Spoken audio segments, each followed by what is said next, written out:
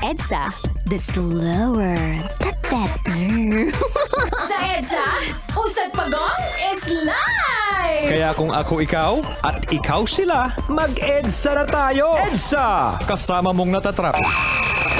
Diego Bandito! Go Diego! Go Diego! Go Diego!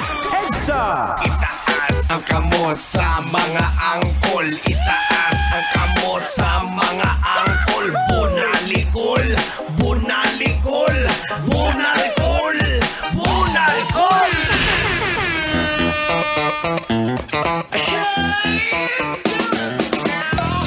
Urat mo natin mga amit nyo ngayong ami, alat itni, man itni ng ami. Ana, nang iinyoy ayun lahat na mag-iinig. At yan na naman yung aming ang great time. Ay nako, 27 minutos makalipas sa oras ng alas 7 ng gabi. Isa pong napakagandang gabi sa iyo, Manong Driver. Kamusta naman ang iyong biyahe? Sana ay nasa mabuti kang kalagayan ngayon. At Manong, paalala ha, pag medyo nakaramdam ng gutom, huwag mo tiisin. Pwede ka namang tumabi muna. At tapos subo ka ng konting skyflakes. Ayos, tapos tubig. Hindi po pwedeng gugutumin mo yung sarili mo. Kaya ka nga nagtatrabaho para may makain. Tapos habang nagtatrabaho, wala kang makain. Di wow. Alagaan natin ang ating sarili kasi pag hindi natin inalagaan ang ating sarili, paano pag bumigay yung katawan mo? Paano ka ngayon makakapagtrabaho? Ganun lang yan. Ganun ka namin kamahal dito, Manong Driver. Pakis nga. Uy, ayo. Sige na, pakis. Isa lang. Sangala-ngala. Paano kaya mag-smack sangala-ngala, no? Kaya mo? Ano? Hindi kaya. Pero abot ng dila. Aragoy! Maloy kami yung gabi lang na. Pero eto, Boards, Manong, tanungin ko mo lang yung pasahero mo. Especially yung naka-stripes. Yan. Tanungin kita, ikaw ba naka-experience ka na ba na out of nowhere biglang may nagpakilala sa'yo na jowa mo pero hindi mo maalala? Hirap nun, ano? Kamot ka kagad sa ulo, kamote labas mo. Pero ito mga kabisyo, ito ngayon, napupulsuhan natin to. Itong viral ngayon na usapan ngayon. Actually, lumabas to sa sa channel ni ni Boss Toyo Yun sa sa Pinoy Pawn Stars. I-clear ko lang Pinoy Pawn Stars, hindi Pinoy Porn Stars. Ayan malinaw Pinoy Pawn Stars. Meron kasing isang babae ang pumunta doon, di ba usually na pinopone nila yung kanilang mga gamit, mga memorabilia. Meron doon may nagpone kasi ng jersey ni Francis M. At napag-alaman, na siya pala ay paano bang masabi natin? Siya pala ay naging jowa ni Francis M. at nagkaanak pa sila.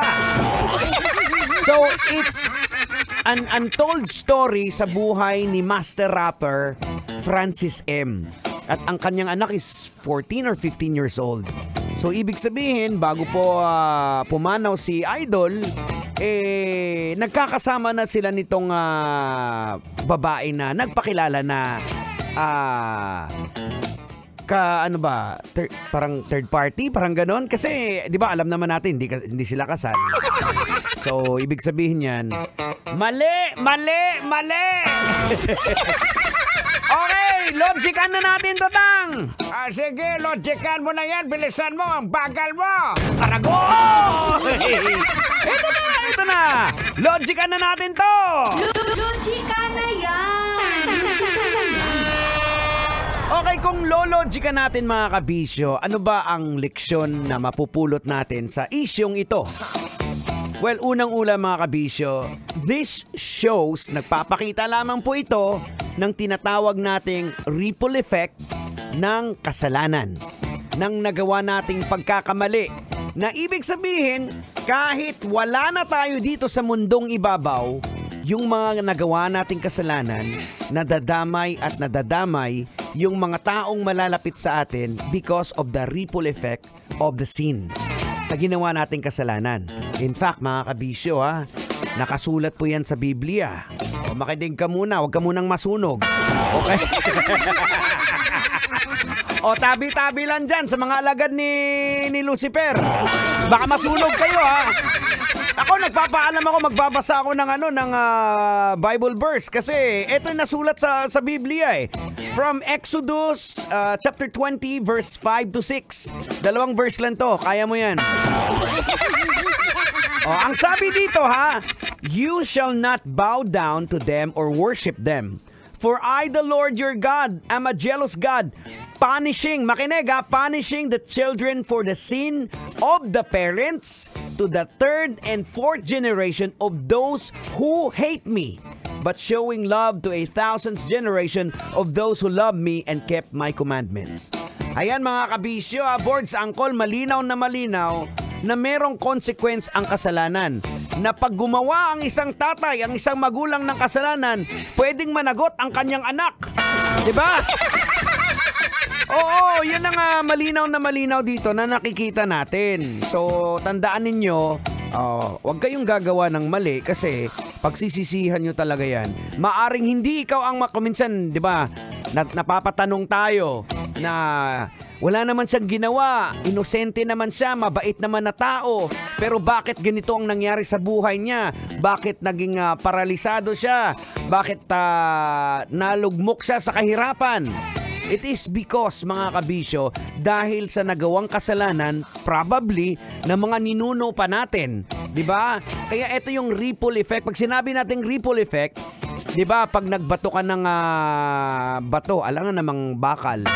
Bato Pag nagbato ka ng sa tubig, diba parang magre-ripple effect siya, yung gagalaw yung tubig.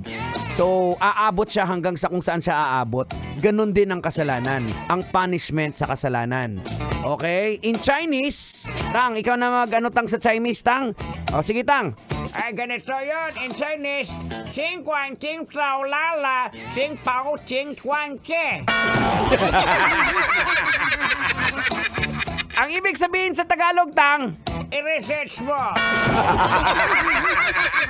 Aragoy! Maloy ka!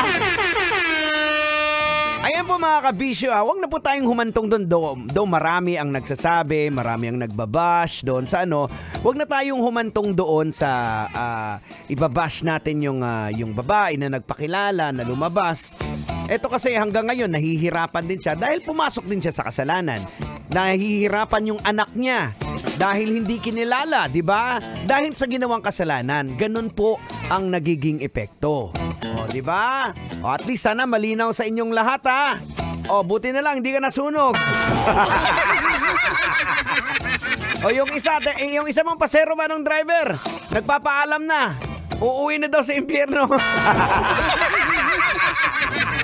Aragoy! Maloy ka! Ito po ang programa sa EDSA. Marami tayong kalokohan, marami tayong ibabatong magpapasaya sa inyo. At pero meron din kayong mapupulot. O, diba? Balanse tayo lahat dito. Ganyan yung mga insan. Pag nagmekos-mekos tayo dito, talagang tornado yan. Nilalagyan natin ng maraming sibuyas! Oras natin mga kabisyo. Walang bibitaw marami pa tayong tugtugang malulupit. 35 minutes after 7 o'clock. Now here's a song. I gotta give you a song, a beautiful song from No Doubt, Don't Speak. Right here, 90.7 Love Radio. You and me. Love Radio.